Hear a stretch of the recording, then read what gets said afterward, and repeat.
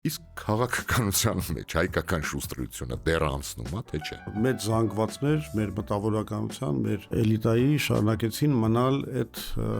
գավառական առավելապաշտության մեջ։ Տրամպը հայտարարում է հենց առաջին օրը, ինագուրացիայից հետո, որ Կանադան 51-րդ նահանգն է, համարում են, որ առաջին հերթին դա են կոտրում։ Ամենակարևոր խնդիրը ճիշտ գնահատել մեր աշխարհաքաղաքական մարտահրավերները, հասկանալ վտանգները եւ ճիշտ որոշումներ ընդունել։ Որ կառավարման ձևն եք դուք համարում, ավելի շուտ ես գիտեմ, որ դուք ասում եք կիսանախագահական, եւ ինչու կիսանախագահական։ Շատ կարեւոր է, որ մենք ինչ որ չափով կրկնօրինակենք Իսրայելի մոդելը այս առումով։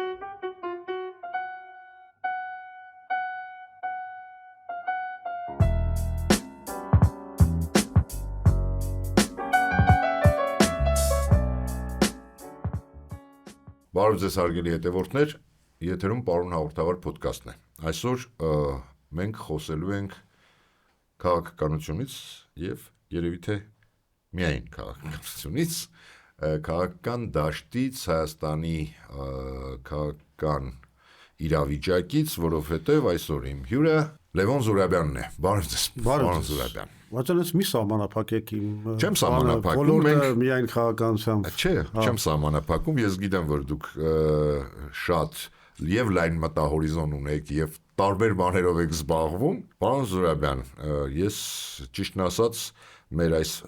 ֆորմատը հետեւյալն է, ոչ բոլոր հարցերին, բայց ինչ որ հարցեր, որը ուղղելու եմ ձեզ, տալու եմ նաեւ ChatGPT-ին։ Հասկանալի է։ Ու հետո փորձենք համեմատել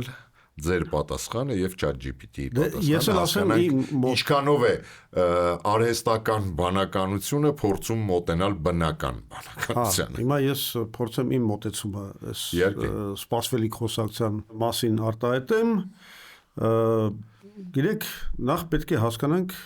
այդ ում հետ ենք խոսում այդ արհեստական բանականությունը, որովհետև այդպես մի քիչ միստիֆիկացիա կա դրա շուրջ, էլի, դա այդ ինչա շատ քչերն են հասկանում։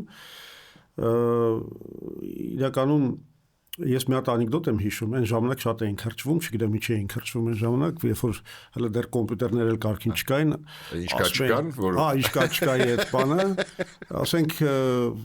բաներ էլի մեզ շատ հաճելի էր այն միտքը, որ մենք sense կարանք ամենաբարդ կոմպյուտերային համակարգին մի հատ sense ծանր վիճակի մեջ դնենք, որ հարցնենք ընդամենը ինչ կա չկա ու ինքը վարվի։ Կախվի, չպատասխանի բան եւ այլն։ Բայց հետո դրա շարունակությունը ավելի ծիծաղելի է, հայկական շուստրությունը, չէ՞, որ ասում որ ճապոնացիները հարցնում են այնուամենայնիվ դե ասեք պատասխանը, որ սա էլ մտցնենք բազա, ու ասում են դե ջան սաղություն, հետո որ արդեն գոհ իրանցից ճապոնացիները, որ всё բոլոր հարցերի պատասխանը ունեն, այս հայը գալիս է ու հարցնում է էլ ինչ կա չկա հիմա։ Ու նորից կախվում է։ Բայց ես ուզում եմ ասեմ, որ հայկական այդ շուստրության ժամանակները ավարտվել են։ Ուզում եմ հայտնեմ մեր բանին, չգիտեմ հանրության այն մասին, որը դեռ չգիտի դրա մասին, որովհետև իրականում եթե խոսում ենք արհեստական բանականության համար, ես ասեմ դա ինչ է իրականում։ Դա, ասենք, արհեստական բանականության հետ մրցելը բացարձակ անիմաստ բան է մի պարզ պատճառով, որովհետև արհեստական բանականությունը ոչ այլ ինչ է, քան ամբողջ մարդկության հավաքական գիտելիքը եւ կարողությունը միտեղ հավաքված բազա, որ ինքը կարող է շատ արագ ֆիլտրի, այսինքն պատկերացրեք մի կենտրոն, որը տիրապետում է բոլոր մեռած մարդկանց արտահայտված մտքերին, բոլոր կենթանի մարդկանց արտահայտված մտքերին, բոլոր լեզուներով եւ ըստ էության ունի գիտելիքներ եւ մաթեմատիկայի եւ ֆիզիկայի, ընդ որում անverջ, ասում եմ բոլորի բանը, եւ գրականության եւ հումորի եւ չգիտեմ, ամեն ինչ գիտի։ Ամեն ինչ պատկերացնում է, այսինքն փորձել նման մոնստր չասենք, բայց նման մի հզորության հետ մրցելը դա իհարկե մեծամտություն կլինի, անգամ ասենք Իլոն Մասկի նման մի հատ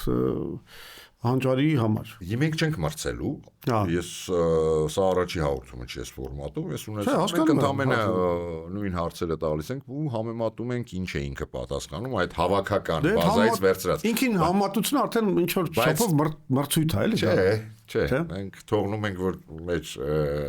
հետևորդները փորձեն համեմատել, որն է ավելի իրականության ճիշտ, որովհետև այնուամենայնիվ պոլիտկորեկտ է ChatGPT-ին։ Այդ հարցում եւ միշտ չի որ մի հատ առավելություն ես ունեմ։ Բայց մի հետաքրքիր բան էլ կա, որ ես այս երբ որ սկսեցի բան անել, որ թվում է թե միայն բազան է հանում պատասխանները տալի, բայց ինքը ունի նաեւ այդ բանականություն ասվածը նաեւ, որ կարում է վերլուծել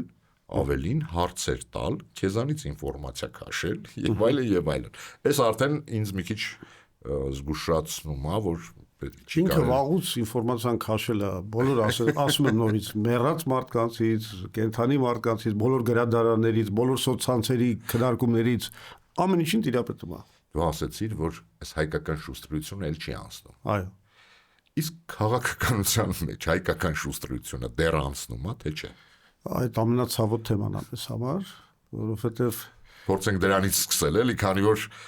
թեման բացվեց հայկական շուստրությունից։ Երեք մի ահավոր բան էի լսում, սինգապուրյան մի հատ հայտնի ստրատեգ կա, բանի աշխարհաքաղաքական էքսպերտ, ստրատեգ, նախկին դիպլոմատ, այսինքն որը շատ լավ տարբեր ոլորտներում մեծ բան ունի, փորձ ունի եւ գիտելիք հասկանալի է։ Գիտեք ինչ էր ասում, այդ ոդքասթեր մեծ խնդրեմը դա աշխարհաքաղաքական տգիտությունն է եւ բոլոր ազգերը ովքեր աշխարհաքաղաքական առումով տգետ են նրանք են դառնում զոհ, նրանք են կործանվում, նրանք են ընկնում աղետների մեջ։ Սա ընդ որում ինքը դա կիրառում է ազգերը թե էլիտաները քաղաքական։ Բայց ազգերը ցավոք կարող են առաջնորդվեն շատ տգետ էլիտաների կողմից։ Ինքը մասնավորապես իհարկե օրինակը բերում էր եվրոպական էլիտաների, որոնք համարում էր, որ աշխարհաքաղաքական մի հատ կուրության մեջ են գտնվում, որովհետև չեն հասկանում ինչա կատարվում։ Հիմա էլ չեն հասկանում, արդեն հիմա էս բանը։ Դե գիտեք, ախր խնդիրը հետեւյալն է։ Միջև հիմա ոնց որ առաջնորդող ուժը եղել է Միացյալ Նահանգները։ Եվ ստեղծվել է մի վիճակ, որ ամեն ինչ որոշվում էր ըստ էության Վաշինգտոնում։ Այսինքն ստրատեգիական պլանավորումը, բոլոր մշակումները, քաղաքականության իրականացումը, իսկ այդ ամեն ինչի իրականացման համար նաև պետք է լինի մի հատ համակարգ, այդ թվում նաև մանիպուլյացիոն համակարգ, որովհետև ոնց որ այդ բոլոր եվրոպական երկրները պետք է գտնվեին եւ գտնվում էին Միացյալ Նահանգների ֆարվատերում, ոնց որ ասում են, մի հատ արտահայտություն կա, չէ՞։ Եվ ըստ էության ուղեծրում, դեսպես են ասում։ Եվ սենց ասեմ, շատ մեծ պահանջ չեն ունեցել ստրատեգիական պլանավորման, կանխատեսման եւ որոշումների ընդունման հմտությունները զարգացնելու համար։ Իսկ այդ ամեն ինչը որոշվում էր ըստ էության Վաշինգտոնում։ Իսկ հիմա երբ որ Վաշինգտոնը այդպես մի հատ շրջադարձ է կատարում եւ հրաժարվում է այն տասնյակ տարիներ կառուցված այդ գծից մի նոր ստրատեգիա ընտրում, այդ ֆարվատերի կամ ուղեծրի մեջ հայտնված այդ փոքր ձկները, ասենց ասեմ, բան են, անտեր են մնում եւ շշկռված։ Բայց իրենք մի քանի տասնյակ տարի նրանց ինչ որ կոնցեպտներ են սնվել, կարող ենք դա մանիպուլյացիա համարել, կարող ենք ասել, որ դա բաներ ինչ որ ազդեցություն էր երկարատև, գաղափարական եւ այլն, եւ իրանք գտնվում են այդ իներցիայի մեջ, իրանք չեն կարող մի անգամից շրջադարձ կատարեն։ Եվ պարզվում է, որ եթե դու տասնյակ տարիներ չես զարգացրել քո ստրատեգիական մտածողությունը ու քո այդ հմտությունները աշխարհաքաղաքական իրավիճակները վերլուծելու եւ ճիշտ որոշումներ ընդունելու, դու հայտնվում ես բավականին ծանր վիճակում։ Եվ ըստ այդ փորձագետի, որի մասին ես խոսում, ինքը ասում է, հենց Եվրոպայի լիդերները հայտնվել են հենց այդպիսի վիճակում։ Դուք ասացիք ամեն ինչ որոշվում էր Միացյալ Նահանգները, իրականացվում էր մեկ այլ աշխարհաքաղաքական էքսպերտների խումբ եմ ես վերջերս կարդացել, որոնք այո իրականացնում էր Միացյալ Նահանգները, բայց այնուամենայնիվ համարում էին, որ մինչև հիմա think tank-ը եղել է Բրիտանիան։ Հա, Միացյալ Նահանգների ձեռքով է կատարվել եւ իրականացվել ամեն ինչ, բայց այնուամենայնիվ think tank-ը Բրիտանիան էր։ Հիմա երբ օրինակի համար Տրամպը հայտարարում է հենց առաջին օրը, հա, ինագուրացիայից հետո, որ Կանադան 51-րդ նահանգն է, համարում են, որ առաջին հերթին դա են կոտրում։ Հա, ես կամ, չգիտեմ, միգուցե Deep State-ը կամ հենց անձամբ Տրամպը, ինչին ես չեմ հավատում։ Ես այդ տեսակետի հետ բնականաբար համաձայն չեմ։ Բրիտանիան եղել է աշխարհի տիրակալներից մեկը մինչև 1945 թվականը, անգամ երկրորդ համաշխարհային պատերազմից հետո այդ պատրանքները պահպանում էր դեռ որ ինքը շարունակում մնալ մեծ գերտերություն, բայց այդ ընթացքում բրիտանական կայսրությունը փլուզվեց, Հնդկաստանը անկախություն հայտարարեց եւ այլ, աֆրիկյան շատ իսկ վերջնական հարվածը հասցվեց 1956 թվականին, երբ որ Անգլիան, Ֆրանսիան եւ Իսրայելը որոշեցին, որ իրենք կարող են ինքնուրույն ինչ որ բան անել եւ ասենք գնացին գրավեցին Սուեցի կանալը, ինչը առաջացրեց բնականաբար սովետական միության մեծ դժգոհությունը, որը իրանք ուղղեցին ոչ թե Անգլիային ու Ֆրանսիային, այլ Միացյալ Նահանգներին, եւ Միացյալ Նահանգները եւ Անգլիայի եւ Ֆրանսիայի գլխին տվեցին այդ ժամանակ 1956 թվականին եւ իրենց բացատրեցին, որ այսուհետեւ միակ գերտերությունը իրանք են եւ իրանք ստիպեցին, որ անգլիացիք եւ ֆրանսիացիք գերտերություն էր։ Խոսքը գերտերության մասին չի, հենց այդ ասում եմ, այո, իրական։ Ես հենց այդ եմ տանում, այսինքն այդ ժամանակ շատ པարզ բացատրվեց Ամերիկայի կողմից Ֆրանսիային ու Անգլիային, որ իրենք այլևս գերտերություն չեն։ Իսկ բացի դրանից ես անգամ որպես think tank համարում եմ, որ դա սխալ մոտեցվում, որտեղ Ամերիկան ունի շատ լուրջ think tank է, շատ լուրջ, բնականաբար։ Ոչինչով չզիջող, այլ մի բան էլ դեռ ավել, որում եւ դեմոկրատական կուսակցության այդ ծիրի մեջ եւ հանրապետական կուսակցության ծիրի մեջ, բայց նաեւ կան անկախ լուրջ կազմակերպություններ, որոնք կապված են հետախուզական ծառայությունների հետ։ Չէ, ես համաձայն չեմ։ Բարի, վերադառնանք մեր շուստրիներին։ Այո։ Այնուամենայնիվ, ինչքան դեռ կտևի հայկական շուստրությունը, քաղաքական եւ գեոքաղաքական։ Ցավոք սրտի մեզ պատմության դասերը ոչ մի չսովորեցրեցին, մենք շատ մեծ զանգվածներ մեր մտավորականության, մեր էլիտայի շարունակեցին մնալ այդ գավառական առավելապաշտության մեջ եւ մենք չենք հասկանում, որ ամենակարևոր խնդիրը, ընդ որում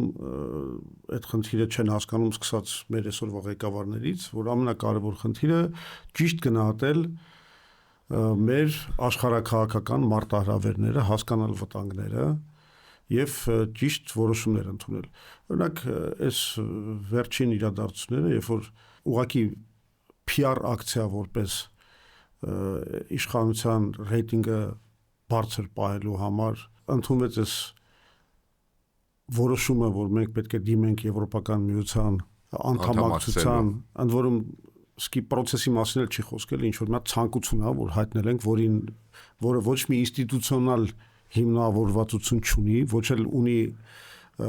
համապատասխան արձագանք կամ ինստիտուցիոնալ մոտեցում այն Եվրոպական միության կողմից, որտեղ մենք ուզում ենք իբր թե ընդունվենք, դա իբր թե չէ, կարող է շատ ենք ուզում, բայց մեծ հարց է, բայց ցանկացած դաշինք երկկողմանիա չէ լինում։ Այդ ցանկությունն էլ վստահ չեմ, որ իրականում բան է, ռեալ ցանկություն է, սա ավելի շատ PR ակցիա է, որտեվ այդքան հիմար չեն, որ չհասկանան, որ դրա տակը ոչ մի բան չկա։ Սա PR ակցիա է, ուղղակի փորձում են 2026 թվականի ընտրություններից առաջ մեր ժողովրդի մեջ ինչ որ ստեղծեն մի հատ այդպիսի միֆ, որ իրանք հիմա ռուսական իմպերիալիզմի դեմ պայքարողներն են, իրանք ուզում են բանը Հայաստանի անկախությունը ձեռք բերեն այդ իմպերիալիզմից եւ դրա համար եթե այդ ամեն ինչը ձեզ թանկ է, դուք պետք է մեզ գաք օգնեք, որովհետև չնայած մենք քանդում ենք երկիրը, բայց մենք անկախության եւ ինքնիշխանության առաջնորդներն ենք, հետեւաբար պետք է գաք մեր թիկունքին կանգնեք։ Եվ սա երկիր էլ կար, տենց ասում էր պետք է գաք կանգնեք։ Հիմա ոնց որ մի քիչ բաներ վիճակում է։ Հա, Ուկրաինայի մասին է խոսքը, հա։ Դες մուննաթով էր, չի ասում, պետք է գաք կանգնեք։ Հա, հա, այսինքն այս աշխարհակաղական կուրությունը մեր ամենավտանգավոր թշնամին է, որի դեմ մենք պետք է պայքարենք։ Լավ, եկեք հիմա փորձենք հարց տալ, որը ես գիտեմ դուք միշտ կողմ եք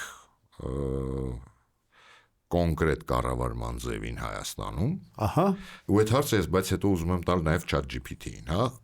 որ կառավարման ձևն եք դուք համարում, ավելի շուտ ես գիտեմ, որ դուք ասում եք կիսանախագահական, եւ ինչու կիսանախագահական այդ դեպքում, այսա դուք ասեք, հետո փորձենք ChatGPT-ից հարցնենք Հայաստանի համար ինքը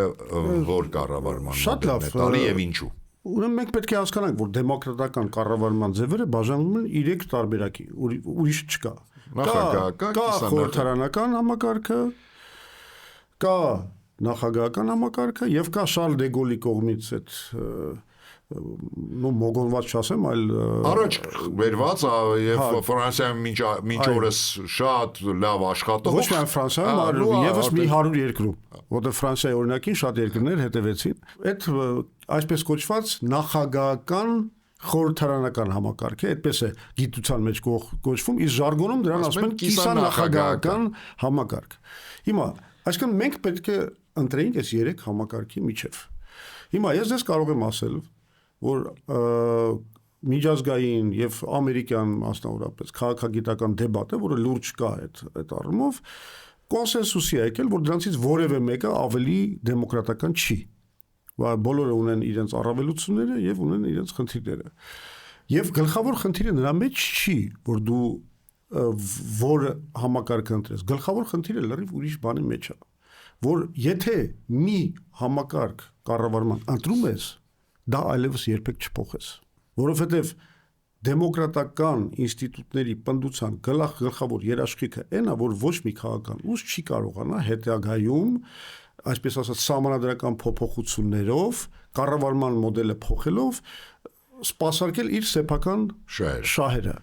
Այս է ամբողջ խնդիրը։ Հիմա մենք 91 թվականին նախագահի մասին օրենքի կոնսենսուսային ընդունմամբ, այն ժամանակ այդ բոլորը, անգամ կոմունիստները քվեարկեցին դրա կողմ, բոլորը, մեր պարլամենտը միաձայն քվեարկել է, այն ժամանակ էլ փայլուն ընտրված պարլամենտ էր, ոչ մի կասկած լեգիտիմության մասին չկար։ Ամենաֆանտաստիկ պարլամենտն է եղել։ Եվ այդ պարլամենտը միաձայն ընդունել է կիսանախագահական համակարգը կամ որպես մոդել Հայաստանի կառավարման։ Այսինքն, եթե մենք հետարքրված ենք դեմոկրատիայով, մենք պետք է հավատարմությունը պահենք այդ մոդելին։ Բայց սկսվեց սահմանադրական փորձարարությունը, այսինքն այն ինչ որ ասենք մի հատ հայտնի գիտնական կա Ֆերգյուսոնը, որը ասում է երկու ամերիկյան հեղափոխություն ա եղել, մի հատ հյուսային ամերիկյան հեղափոխություն է եւ մի հատ էլ Բոլիվարի այդ հարավ-ամերիկյան հեղափոխությունը, դրանք ասում է, դրանց գլխավոր տարբերությունը այն է, որ մի դեպքում ընտրեցին կառավարման մոդելը եւ միջև վերջ մնացին դրան հավատարիմ, իսկ մյուս դեպքում ու բերումա Կոլումբիայի, Վենեսուելայի, չգիտեմ, մի քանի երկրների հետագայում որ բարձրացավ ավելի վերև, որոնք այդ երկրներից ամեն մեկը մի 19, 20, 22 անգամ սահմանադրական մոդել են փոխել։ Այսինքն եւ հենց տարբերությունը դրա մեջ է։ Այսինքն այն ազգերը, որոնք իրանց ի սկզբանե ընտրված մոդելին պահպանել են հավատարմությունը, դրանք գնացել են դեմոկրատիայի ճանապարհով, իսկ այն ազգերը, որոնք զբաղվել են բանը այդ առաջնորդող էլիտայի քիմքին այդ պահին հարմար սահմանադրության փորձարարությամբ, դրանք գնացել են դեպի անդունդ։ Հիմա մենք գնացինք, մենք սկզբից գնում էինք առաջի ճանապարհով, հյուսիսային ամերիկյան ճանապարհով, հետո մենք ցավոք սրտի սկսած Ռոբերտ Քոչարյանից, որը Ռոբերտ Քոչարյանը օրոք չի փոխվել այդ սահմանադրությունը 2005 թվականին փոխվել է, հա, բայց կիսանախագահականը մնացել է, ճիշտ է, բայց մեծ վերաբաշխում կատարվեց լիազորությունների նախագահից դեպի վարչապետ, որտեղ ինքը իր համար էր մտածում վարչապետի պաշտոն, որ հետագայում, ասենք, շրջանցելով 2 ժամկետի արգելքը, ինքը արդեն իշխանությունը կպահպանի վարչապետի կարգավիճակով, դա չստացվեց տարբեր պատճառներով, մասնավորապես 2008 թվականի այդ հայտնի իրադարձությունների պատճառով, դա չստացվեց, բայց ինքը էլ գնաց այդ ուղղությամբ, հետո Սերժ Սարգսյանը գնաց այդ ուղղությամբ, հիմա ինչ է ուզում, էլի չստացվեց, բայց մի բան ստացվեց, մեր սահմանադրական հիմքերը քանդվեցին, այն առումով, որ մենք մոդելը փոխեցինք։ Ես կարծում եմ, որ ամենակարևոր բանը, որ մենք կարող ենք անել, որպես դեմոկրատական ռեֆորմ, դա վերադարձնա դեպի ակունքը եւ դրանից հետո երբևիցե այդ մոդելը չփոխել։ Այսինքն դա Այսինքն վերականգնել հավատարմությունը։ Հասկանալի է։ Մեկ ընդմիշտ ընտրված կառավարման մոդելին։ Սա մեկ, երկրորդը ասեմ, այնուամենայնիվ խորհրդարանական մոդելները միգուցե դեմոկրատական տեսակետից նորմալ են, բայց նրանք շատ լավ չեն աշխատում բուրըն միջավայրերում, որտեղ ունես ռազմական վտանգներ, էգզիստենցիալ վտանգներ, որտեղ պետք է լավ կառավարվի բանակը, անվտանգության խնդիրները եւ այլն եւ այլն, դուք իհարկե հիմա կասեք Անգլիան, եւ այլն, բայց մի բան միշտ մոռանում են, որ այդ խորհրդարանականներն էլ բաժանվում են երկու միապետական, այսինքն սահմանական միապետությունները, որտեղ կա նաեւ թագավորական դինաստիա, որը կայունությունն է երկրի պահում, եւ կան երկրներ, որտեղ այդ բանն էլ չկա, այսինքն կա զուտ խորհրդարանական համակարգ, այդ երկրները շատ լավ չեն կարողանում դիմակայել արտաքին վտանգներին։ Փորձեմ հիմա հենց այդ օրինակը բերեմ, որ գոնե 70 տարի է դիմակայում։ Իսրայելի օրինակը։ Իսրայելի տարբերակը։ Որ ամեն ինչին դիմակայում են։ Իսրայելի ֆենոմեն։ Ես ինքս ասեմ մի անգամից եւ ձեզ եւ մեր հետևորդներին, որ ես ինքս Հայաստանի համար կողմնակից եմ կիսանախագահականի։ Եվ բազմիցս դրա մասին ասել եմ, հիմնավորել եմ ինչու եւ այլն եւ այլն։ Բայց քանի որ հիմա խոսակցությունը այսպես է, ես չեմ կարող չբերել այդ օրինակը։ Իսրայելի ֆենոմենը լրիվ այլ բացատրություն ունի։ Նախ ասեմ, որ իրանք են կոպիտ ասած իրանք զգում քաքի մեջ, որովհետեւ իրանք մի քանի անգամ իրանք համարական մոդելը փորձել են փոխել, որտեղ հասկանում են, որ խնդրեմ է։ Ասենք եղել է մի պահ, որ անգամ մի հատ փորձ էին դրել, երբ որ վարչապետին առանձին էին ընտրում բանից, պարլամենտից, այսինքն ուղիղ քվեարկությամբ, այդ էլ չստացվեց, ու իրանք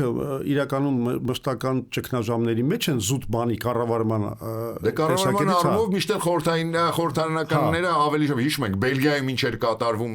10 ամիս մի պահ կառավարություն չունեին։ Իսրայելի հզորության գլխավոր պատճառը ոչ թե իր քաղաքական համակարգն է, այլ այն մեծ ազդեցությունը, որ իսրայելական լոբին իդեմս հրեական սփյուռքի ունի մասնավորապես այնպեսի երկու, ինչպիսին է Միացյալ Նահանգները, որտեղ իրանք կատարյալ իշխանություն ունեն ամերիկյան այդ համակարգի նկատմամբ, որը օրեցօր ուժեղանում է։ Այսինքն ես որ հիմա համատում եմ 90-ական թվականներին այն ժամանակվա գրքերն եմ նայում, ոնց էին գնահատում, ասենք իսրայելական լոբիի ազդեցությունը, հետո Միրշայմերի գիրքը 2007 թվականին, ու հիմա նայում ես, երբ որ AIPAC-ը արդեն մտել է ու բոլոր կոնգրեսմենների եւ սենատորների ընտրարշավները ֆինանսավորում է եւ պահում է կալպակի տակ, արդեն հասկանում ես, որ 20 տարվա մեջ առանց այդ էլ ուժեղ լոբին հիմա դարձել է ուղղակի տիրապետող այդ երկրում եւ դա բերում է հսկայական ռեսուրսներ Իսրայելի համար Ամերիկայից, որտեղ Ամերիկան միշտ պատրաստ է աջակցել եւ ֆինանսապես եւ ռազմական օգնությամբ եւ այլն եւ այլն։ Եթե դա չլներ, ես չեմ կարծում, որ մենք այսօր կխոսայինք հաջողակ Իսրայելի մասին։ Մի ուրիշ օրինակ բերեմ, որը որ ոչ այս պահին միգուցե թեև համեմատաբար մնացածի մեկը էլի ամենակայունն է, բայց բոլոր ժամանակներում երևի թե կայունության որպես էտալոն կարելի է համարել նաև գերմանական կառավարման բանը։ Չէ, գերմանական կառավարման մոդելը ես կայունություն չեմ համարի, եկեք չէ, որպես երկրի կայունություն։ Որովհետև ինքը իր անվտանգության խնդիրներով չի զբաղվում։ Իր անվտանգության խնդիրներով վաղուց զբաղվում է այլ պետություն, Միացյալ Նահանգները։ Ես նաև ուզում եմ ասել, որ Գերմանիայի սահմանությունը դա օկուպացիա, ինչպես նաև Ճապոնիայի։ Կարող է մենք էլ մտածում, որ մեր երկրի անվտանգությամբ ուրիշ երկիր է, դրա համար էինք տենց անում։ Չէ, հակառակը։ Մտածում էին, խորհրդարանական ստեղծելով կարող է տենց էինք մտածում։ Ես չէ, կարծում եմ պարզ հարցեր լուծվում իշխանության երկարաձգման, ուրիշ հարց այնտեղ տենց ստրատեգիական ինչ-որ մտածողություն չկար, այն էլ ինչ-որ դուք առաջարկում եք հիմա քննարկել, դա էլ է ինչ-որ ստրատեգիական մտածողության հոտ չի գալիս էլի այդ բանից։ Չէ, էս է, ես ասում եմ Գերմանիայի բանը դա օկուպացված պետության սահմանությունը, եւ ինքը միգուցե շատ լավ է դեմոկրատական մշակույթի։ Չէ, բայց հիմա ենք ասում, բայց թե Բիսմարկը, թե եթե վեկալենք նացիստական էլի եղել են բան։ Շատ ներողություն։ Բիսմարկը ես նորից եմ ասում, սկզբից Պրուսիայի կազմում այդ Վիլհելմ IV-ի, որը հետո դառավ Գերմանիայի կայսր Վիլհելմ I-ը, դա եղել է միապետական ժողովրդավարություն, սենց ասենք, հա, բայց միապետական, այսինքն դա եղել է շատ ուժեղ միապետություն, այսինքն այնտեղ չեմ ասում որ պրուսական այդ միապետությունը պրուսականը հա, բայց գերմանականը արդեն Բիսմարկի օրոք չկար այդ միապետությունը, արդեն ինքը միևնույն է, չմոռանանք որ Վիլհելմ II-ը Բիսմարկին շատ հեշտությամբ հետո հեռացրեց բանից համակարգից եւ հետո կործանեց իր ամբողջ կոնցեպցիաները ու բերեց Գերմանիային առաջին համաշխարհային պատերազմը, որը հետո բերեց իր հերթին նացիզմի, որը բերեց երկրորդ համաշխարհային պարտության։ Հա, որովհետեւ բայց միևնույն է այդքանից հետո տեսեք իմ կայունությունը ինչու՞մն եմ ասում, չէ՞, տեսեք ինչերա, ինչ վայրի վերումներ է տեսել այդ պետությունը։ Միապետական, այսինքն սահմանադրական միապետությունները այդ խորհրդարանական համակարգերի ավելի կայուն ու ընդունելի տարբերակներն են։ Իսկ այն խորհրդարանական երկրները, որոնք միապետություն չունեն, նրանք շատ խոցելի վիճակի մեջ են հայտնվում։ Լավ, տեսնենք ինչ է ասում այս հարցին, հա, հարցը ձևակերպել եմ հետակառավարման որ ձևն է ճիշտ Հայաստանի նման երկրում, որտեղ կուսակցական համակարգերը ձևավորված չեն վերջնական, նախագահական, կիսանախագահական թե պարլամենտական։ Հայաստանի համար կառավարման ճիշտ մոդելի ընտրությունը բարդ հարց է, քանի որ այն կախված է ոչ միայն տեսական լավագույն լուծումից, այլև երկրի քաղաքական մշակույթից, ինստիտուցիոնալ զարգացման մակարդակից եւ հասարակության սպասումներից։ Երեքն է ինքը բնականաբար ասում, նախագահական համակարգ, ինքն էլ է ասում, առավելություններ եւ թե առավելությունները այն են, որ ապահովում է կենտրոնացված իշխանություն, ինչը կարող է նպաստել կայունությանն ու արդյունավետ որոշումներ ընդունելուն։ Եվ նախագահն ավելի անկախ է օրենսդիրից, ինչը կարող է նվազեցնել պառակտվածության ռիսկը։ Հիմա թերությունները կարող է հանգեցնել իշխանության չափազանց մեծ կենտրոնացման եւ ավտորիտար կառավարման վտանգի։ Հայաստանում դեռևս ուժեղ կուսակցական համակարգ չկա, ինչը կնշանակի, որ նախագահը կղեկավարի առանց բավարար հակակշիռների։ Սա նախագահականի մասին է։ Հիմա կիսանախագահական է։ Առավելություններ։ Համատեղում է նախագահի ու խորհրդարանի վերահսկողությունը, ինչը տեսականորեն ապահովում է իշխանության հավասարակշռությունը։ Շատ լավ ասում տեսականորեն, որովհետև Հայաստանում փաստացի մենք հիմնականում տեսականորենն էլ տեսել ենք։ Թույլ է տալիս ունենալ միաժամանակ ուժեղ գործադիր իշխանություն եւ խորհրդարանական հակակշիռներ։ Թերությունները կարող է առաջացնել ներիշխանական հակասություններ, եթե նախագահն ու վարչապետը տարբեր քաղաքական ճամբարներից են, եթե այսպես կոչված, եթե ինստիտուտները թույլ են, ապա համակարգը կարող է ավելի շատ հակասություններ ու ճգնաժամեր ստեղծել, քան լուծել։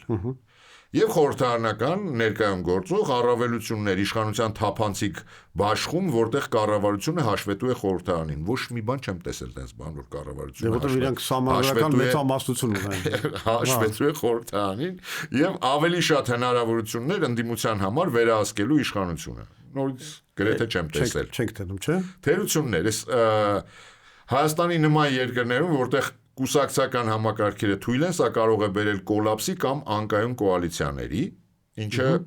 պահանջում է ուժեղ քաղաքական կուսակցություններ, որոնք Հայաստանում դեռևս լիովին կայացած չեն։ Այս առումով փաստորեն ինքն էլ է գալի,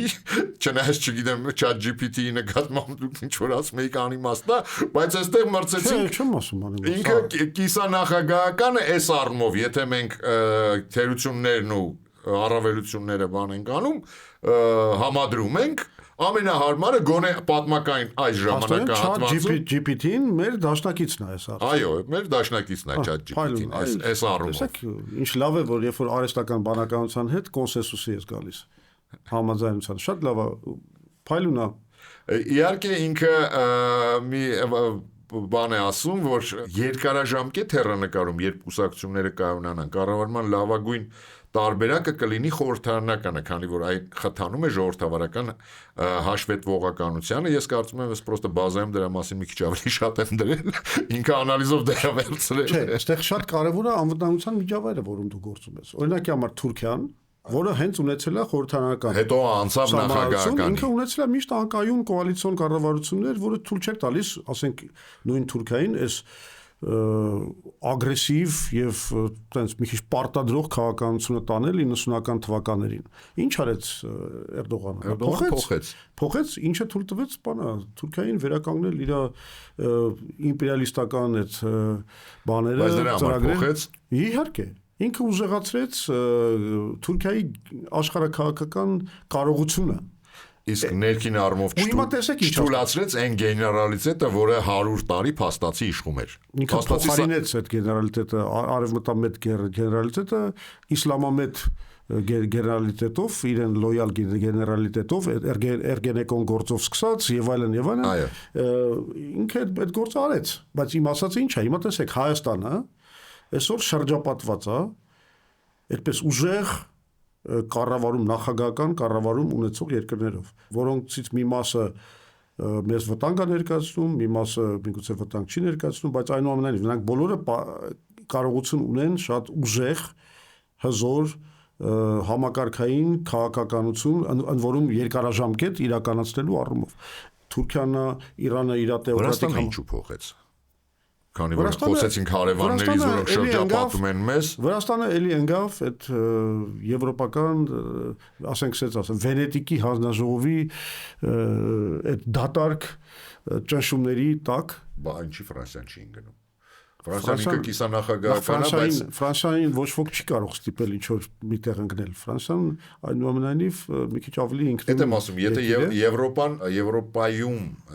ես հասկանալի է, որ սարկազմով այդ հարցը տվեցի, բայց ինչու Ֆրանսիան ինքը չի փորձում թելադրի իր մոդելը Եվրոպայում։ Որովհետև Վենետիկի հանձնաժողովը, ասենց ասեմ, կոպիտ ասեմ, նրա համար չի ստեղծված, որ Ֆրանսիայի վրա ազդի, այլ նրա համար է ստեղծված, որ Ֆրանսիան ազդի դրա միջոցով ուրիշների վրա։ Ֆրանսիան եւ այլ երկրներ։ Այսինքն այդտեղ շատ լուրջ քաղաքական բան կա, իբր թե մեզ մատուցում են ինչ որ խորհրդատվություն, դեմոկրատիզացիայի բանի ավելի լավ համակարգերի բան, բայց ըստ էության դրա քաղաքական ենթատեքստը շատ լավ հասկանում ենք եւ մեր խնդրը հենց դրանից է սկսել, որ մենք սկսեցինք դրանից այդ ամեն ինչին ենթարկվել։ Մենք պետք է հավատարիմ մնանք կիսանախագահական մոդելին, եւ դա կապահովեր Հայաստանի ամրությունը, այդ թվում նաեւ 44 օրվա պատերազմում, որտեղ ակնհայտաբար խորհրդարանական մոդելի բոլոր խնդիրները բացվեցին, որտեղ դու այսօր քո համացան մեջ անգամ չունես հստակ ձևակերպում, թե ով է գերագույն գլխավոր հրամանատարը։ Ինչ-որ կան խաղաղության շրջաններ, երբ որ դա գլխավոր շտաբի պետն է, հետո ինչ-որ պատերազմի բայց դրա համար ռազմական դրություն հայտարարեց, որ վարչապետը նոր դառնա գերագույն գլխավոր հրամանատար, որը մեր կառավարությունը չհայտարարեց 44 օրվա պատերազմ, ռազմական դրություն չենք հայտարարել։ Չէ։ Ու այստենց հա պարզ չէ, այս մարդը վերջը գերագույն գլխավոր հրամանատարը, ինչպես ինքը ինչ-որ նոպաների ժամանակ ներկայացնում էր, հիստերիկ նոպաների ժամանակ ներկայացնում էր, թե ինքը գերագույն գլխավոր մոդերատորն է, երբ որ արդեն պարտություն էին կրել, ինքը արդեն փորձում էր այլ կերպ այդ ամեն ինչը ներկայացնել։ Սա է գալիս մոդելի թերություններից։ Այսինքն, եթե մենք ունենանք կիսանախագահական համակարգ, որևէ հարց չի լինի։ Եվ խաղաղության ժամանակ մի մարդ էր պատասխանատու լինելու բանակի կառուցման, բանակի նշանակումների համար, դա նախագահներ երկրի, եւ պատերազմի ժամանակ նույն մարդն էր պատասխանատու լինելու այդ ռազմական գործողությունների համար, եւ ոչ մի տարաձայնություն չէր լինի դրա շուրջ, թե ով է պատասխանատու, ով է որոշումներ ընդունում։ Շատ ակտուալ հարց է, քանի որ խոսքը գնաց Նիկոլ Փաշինյանի մասին։ Հա,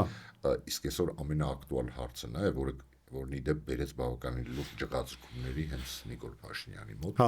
Ով է բերել Նիկոլ Փաշինյանին։ Լավ, այդ հարցին պատասխանը ես վերջին ոդքասթի ժամանակ այդ Նարեկ Սամսոնյանի եւ Վազգեն Սաղաթելյանի մոտ տվել եմ, ես համարում եմ դա ընդհանրապես շատ վատ դիսկուսիա։ Ես Վատ դիսկուսիա, որը շեղում է մեզ գլխավոր նպատակից։ ով է տանելու։ Ով հա։ Իբրտե դա այդ դիսկուսիան դրանից է բխել, որտեվ իրաց թվում է թե այդ հարցի պատասխանը որ գտնենք, ով է բերել Փաշինյանին։ Այդ հարցից կբխի Չի նույնը չի տանելու։ Այդ հարցի պատասխանից կբխի թե ով իրավունք ունի Փաշինյանին հեռացնելու։ Հասկանում եք, այսինքն այդ ամբողջ դիսկուսիան դրա շուրջ է ծավալվել, բայց այդ մեր հարցը դա չի։ Նախ ես ասեմ, ես ժամանակ պատասխանը տվեցի, բերելա, ով է բերել։ Բերելա 20 տարվա կեղեքման համակարգը։ Թալանի համակարգը, որ Հայաստանում ստեղծվել էր, որը ժողովրդի մեջ շատ մեծ դժգոհություն առաջացրեց եւ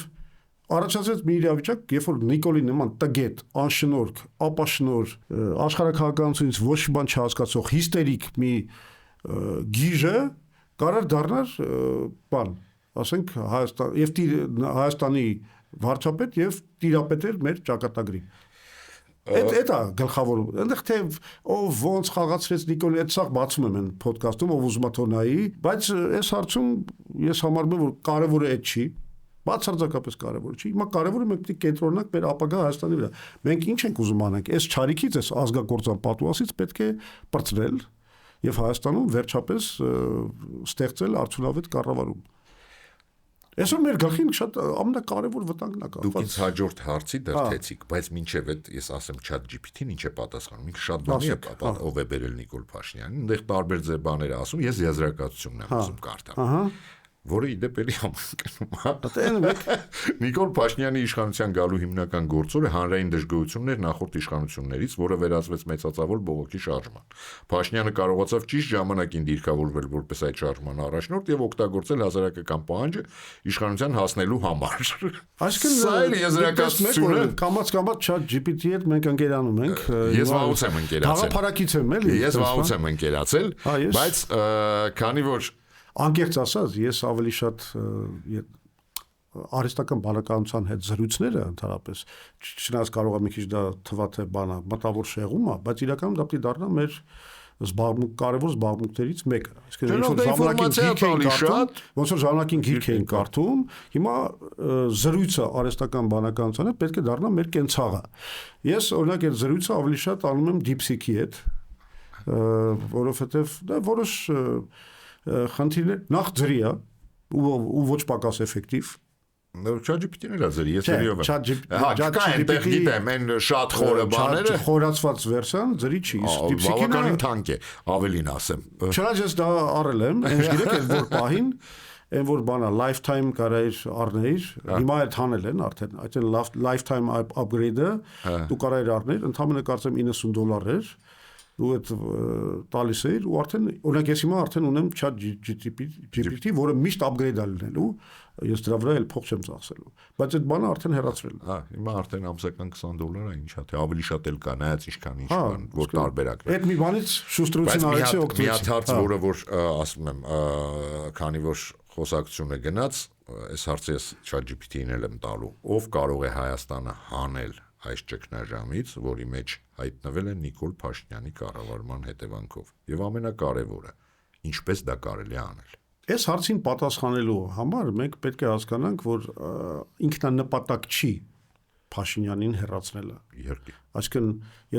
եթե մենք պետք է ասենք Փաշինյանին հեռացնենք ու ոչ մի ալտերնատիվ միտք կամ կառավարման կոնցեպցիա չլինի, ոնց որ ռուսներն են ասում, շիլը նա մылը փոխելը մի հերթական հիմարություն կլինի, ել չասած որ կարող է պատահի ընդհանրապես բերի բանի, այդ երկրի դեզինտեգրացիային, եթե քաոսի եւ այլն եւ այլն։ Այսինքն դու պետք է առաջին հերթին ստեղծես այդ կոնցեպցիան, ալտերնատիվ կառավարման։ Ես կարծում եմ, որ եւ այդ process-ը գնում է, մենք բանակցում ենք տարբեր քաղաքական ուժերի հետ, որ պետք է ստեղծել ռացիոնալ մտածող ռեալիստական մտածող, աշխարհաքաղաքական կրետինիզմով չտառապող, այդ կուրությամբ, կրետինիզմով, անգրագիտությամբ, չգիտեմ, ինչ բառել դնես, սազական է, որովհետև դա աղետաբեր բան է։ Այդպեսի մարդկանց մի կոնսոլիդացիա, որը մի կողմից լուրջ ալտերնատիվ դառնա այս իշխանությանը, մյուս կողմից հաղթարի են վախերը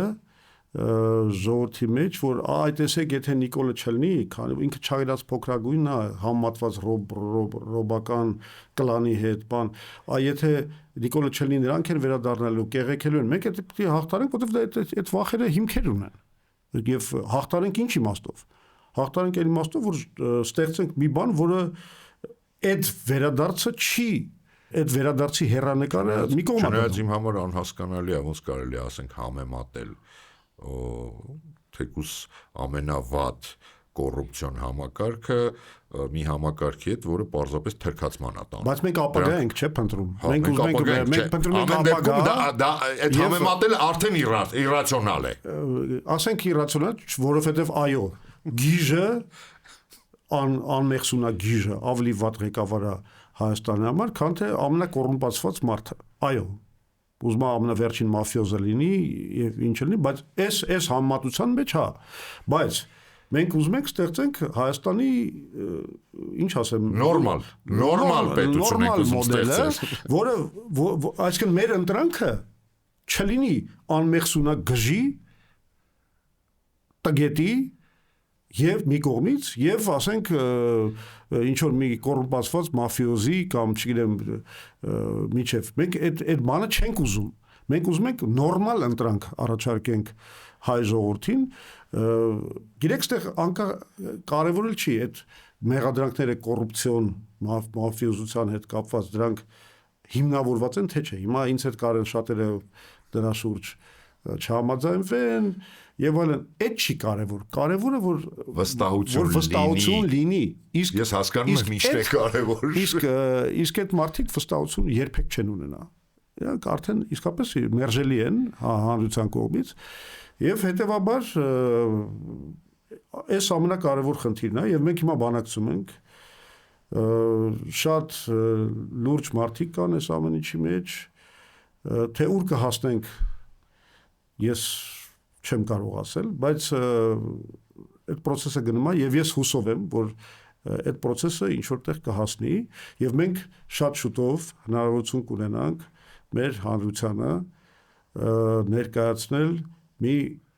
չգիտեմ առաջատար ուժ, որը հույս կներշնչի, որ Հայաստանը կարող է լրջորեն կառավարվի։ Ասեմ ChatGPT-ին ինչ ասում։ Ասեք, դրանք ոչ մի անհատ չի կարող միայնակ հաղթահարել այս ճգնաժամը։ Անհրաժեշտ է ուժեղ քաղաքական թիմ, ազգային համաձայնություն եւ ռազմավարական ծրագրավորում։ Հնարավոր լուծումները 3 հիմնական ուղղությամբ։ Մի քիչ երկար է։ Իդեպ այդ ռազմավարական ծրագրավորման մասին ես ուզում եի շարունակել, որովհետեւ առանց պլատֆորմի հնարավոր չի, բայց նորից մենք ոնց որ իրար հետ համերաշխենք։ Ներքին քաղաքական վերափոխում, նոր քաղաքական ուժերի ի հայտ գալը։ Հայաստանում չկա հստակ ձևավորված ուժեղ ընդդիմություն, որը համախմբված է եւ ունի իրական այլընտրանքային ծրագիր։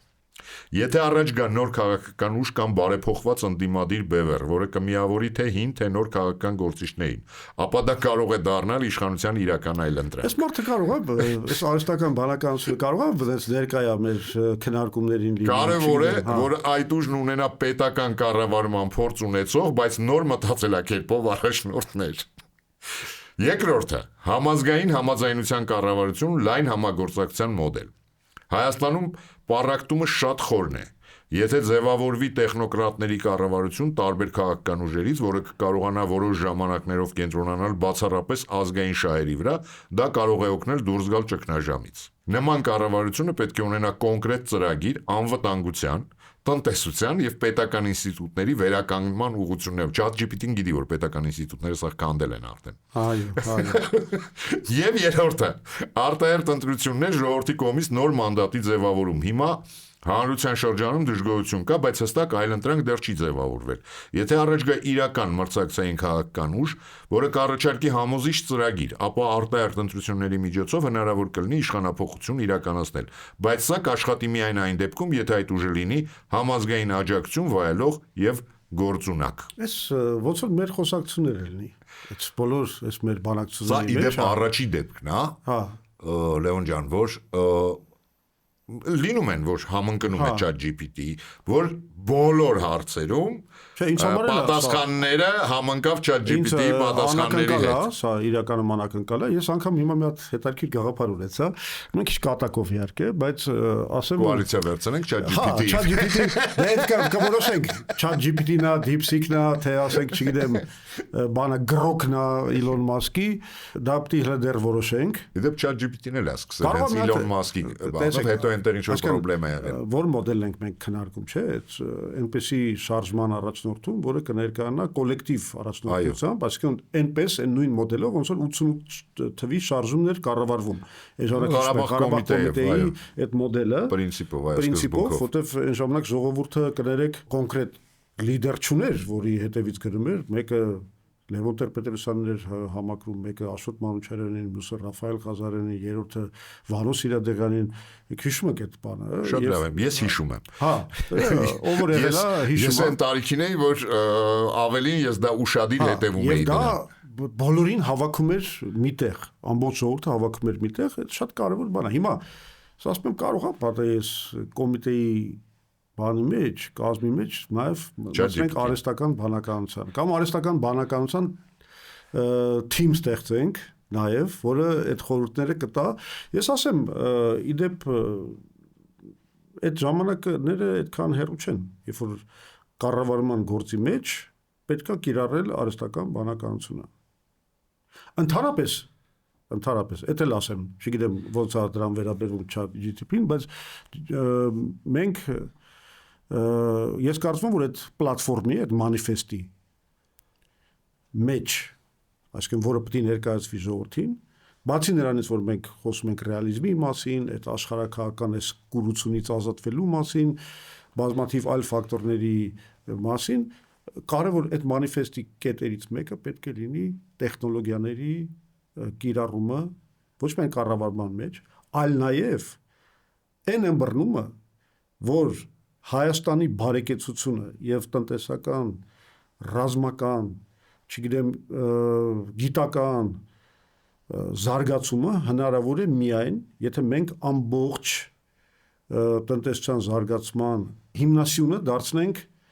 տեխնոլոգիաները։ Դե հիմա էլ են ուզում անեն, չգիտեմ, տիեզերանավ ու օդանավ են ուզում կառուցել։ Դա դատարկ խոսակցություններ են։ Ես հիմա ասեմ նաև ինչ է ասում, շատ ներողություն եմ խնդրում, մեր ժամանակն ավարտվում է, բայց այս ինչպես կարելի է դուրս գալ ճգնաժամից, ինքը դա էլ է պատասխանը։ Այս պատասխանը, որովհետև ինձ համար սա կարևոր մոմենտ է։ Այսինքն կարող ես դու ասես high-tech, IT, բան sense, ոնց որ ես կառավարությունը անում եմ։ Բայց կոնկրետ մենք բան ենք առաջարկել, օրինակ ժամանակին մեր ծրագրում, որը պետք է արվեր։ Օրինակի համար մենք առաջարկել ենք, որ եթե դու նորմալ պետություն ես, ուզում ես դա անես, ֆրազներով չսահմանափակվես, այլ օրինակի համար պետականորեն R&D-ին ֆինանսավորես, այսինքն R&D-ին որն է, տեխնոլոգիական այդ ոնց թարգմանեմ, research and development, այսինքն հետազոտությունները եւ զարգացման բանը, այդ տենդենսները եւ այլն ֆինանսավորվի պետության կողմից, ոնց որ դա արվում է, օրինակ Ամերիկայում 80%-ը Apple-ն, չգիտեմ, բանա, X-ն, ինչն է եւ այլն 80%-ը R&D պետությունը վերցնում է իր վրա։ Մենք օրինակի համար մեր Չինաստանում էլ է այդպես։ Հա, մենք ասել ենք, որ ասենք մի 20 միլիարդ դրամից սկսենք տարեկան դնենք։ Օրինակ մենք դրոնային տեխնոլոգիաներ պիտի զարգացնենք մեր վտանգները հաշվի առնելով, արհեստական բանականության կիրառումը եւ ընդհանրապես ճանաչողական տարբեր recognition տեխնոլոգիաները, որտեղ մենք նիշային արդեն առավելություններ ունենք։ Այդ ուղղություններով մենք լուրջ պետական ֆինանսավորում իրականացնենք R&D չի արվում։ Այսինքն խոսալով չի, կոնկրետ քայլերով է։ Ես մոտ որտեվ հիմա վաղուց արդեն PR պետություն է։ Հա։ Եվ վերջին բաները կարդամ ինչպես կարելի է դուրս գալ, այդ հետո որ ասում եք հաստատ վերցնեք, էլի։ Ուրեմն անվտանգային քաղաքականությունում վերականգնել եւ զարգացնել բանակը ունենալով իրական պաշտպանունակություն։ Շեշտը դնել ոչ թե միայն դիվանագիտության, այլև ռազմական ինքնապաշտպանական հնարավորությունների վրա։ Արտաքին քաղաքական հավասարակշռություն չգնալով մեկ գերտերության ազդեցության տակ։ Խնդրեմ, էս էլ ոնց որ մեր պլատֆորմից լինի։ Քաղաքական համակարգի առողջացում, կուսակցական համակարգի զարգացում, որպեսզի իշխանափոխությունն ընթանա ժողովրդավարական, ոչ թե հեղափոխական ճանապարհով։ Արդյունավետ թափանցիկ պետական կառավարում կոռուպցիայի դեմ իրական պայքարով։ Տնտեսական զարգացում եւ սոցիալական քաղաքականություն։ Հստակ տնտեսական ծրագիր օտարերկրյա ներդրումներ ներգրավելու եւ բիզնեսին աջակցելու համար, ոչ թե էլի խոսքերով, էլի, ինքն էլ գիտի, որ խոսքերով է, դրա համար ասում հստակ։ Սոցիալական կայունության պահպանում, որպեսզի հասարակությունը չընկնի ծանր սոցիալական ճգնաժամի մեջ։ Չէ, ես լրիվ համաձայն եմ, ամրապնդվում եմ մի կորոշման մեջ, որ իրան պետք է վերցնել այդ կոմիտեն, բայց ասեմ, այդ շատ պաշտպանողական զարգացման մասին էլ ասեմ, այս շատ կարևոր է, այս երևի այս առով ավարտենք, որտեղ 4 ժամանակը բան է, շատ կարևոր է, որ մենք ինչ որ չափով կրկնօրինակենք Իսրայելի մոդելը այս առումով, այսինքն դա որն է։ Տեսեք, տեխնոլոգիաներ, բանակ, բիզնես, առողջապահություն, այս ամեն ինչը այս ամեն ինչը միացված է մի համակարգի մեջ։ Օրինակի համար, եթե այնտեղ տանում են բանակ, ասենք զատում են, տեսնում են ով է զբաղված, ասենք IT-ով, high-tech-ով եւ այլն, դրանց միջոցով հատուկ զորամիավորումներ են ստեղծվում, որոնք զբաղված են բանակի տեխնոլոգիական զարգացմամբ։ Ասենք դա ինչ դժվար մի բան է, որ մենք անենք դա։ Հետո, ասենք այդ հավաքները, զորահավաքները, որ իրականացվում են երամյա, հա, Երամսյա, ինչ են անում այնտեղ։ Այնտեղ բերում են տարբեր բիզնեսներից, դա նաև դառնում է networking, այսինքն տարբեր տեխնոլոգիական սեկտորներից մարդիկ հավաքվում են բանակում, միասին 3 ամիս աշխատում են, իրենք նաև գաղափարներ են մշակում, թե ասենք իրենց բիզնեսը ոնց բիզնեսի ինչ ուղղություններ պետք է զարգացնեն, ինչ նորարարություններ պետք է անեն, որ դա բանակին օգնի։ Այսինքն իրենց էլ կօգնի, որտեղ պետությունը դա իրենցից կգնի, սկսենք դրանից, որպես բիզնես էլ դա կաշխատի։ Այսինքն այնտեղ այդ ամեն ինչը միացվում է մի բանի մեջ, մի sense շրջանի մեջ, մի համակարգ, մի մեխանիզմ, որի շարժիչ ուժը տեխնոլոգիական առաջընթացն է։ Մենք էս պետք է հասկանանք, բարեկեցություն ոչ մի ազգ, պատմության բանն է, այդ վերլուծությունն ասում տալիս, ոչ մի ազգ չի կարող տնտեսական զարգացման եւ բարեկեցության հասնել, եթե ինչ որ մի կարևոր իր համար հասանելի նիշային, այսպես ասած, տեխնոլոգիաներ չի մշակում, որտեղ ինքը բոլորից առաջ է։ Այսինքն դու պետք է այդ cutting edge technology-ն ունենաս, որը մենակ դու ունես, որովհետև դրա վրա է հնարավոր տնտեսական բարեկեցությունը կառուցել։ Այլ ձև չկա, թե չէ դու դառնում ես ուրիշների սպառողը։ Ու հետ ես մնում, քո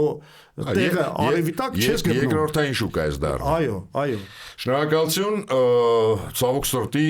թեև մենք շատ երկար խոսեցինք նախասեցվածից, այնքան հետաքրքիր էր, իսկ մեր հետևորդներին մնում է ասել, որ չմոռանան այն բուտմատը սեղմեն, այն զանգակին սեղմեն, որովհետև դա էլ հոփով չի ժողովրդ արեկելի։ Ես էլ բուտմատով ChatGPT-ին կուղարկեմ իմ բանը, գողունակությունը։ Ու մեկ էլ չմոռանաք Patreon-ը, բայց այդ արդեն փողով է։ Համել բոլորին, ես ինչ եմ համելանում, այստեղ էլ մի կատակ անեմ էլի, այդ Silicon Valley սերիալը ով նայել է, գիտի, որ արհեստական բանականության հետ պետքա լավ հարաբերությունների մեջ հարգանքով։ Հա, ապագայի համար մի քիչ պետքա ապահովագրություն ունենալ։ Շնորհակալություն, կհանդիպենք մեկ շաբաթից։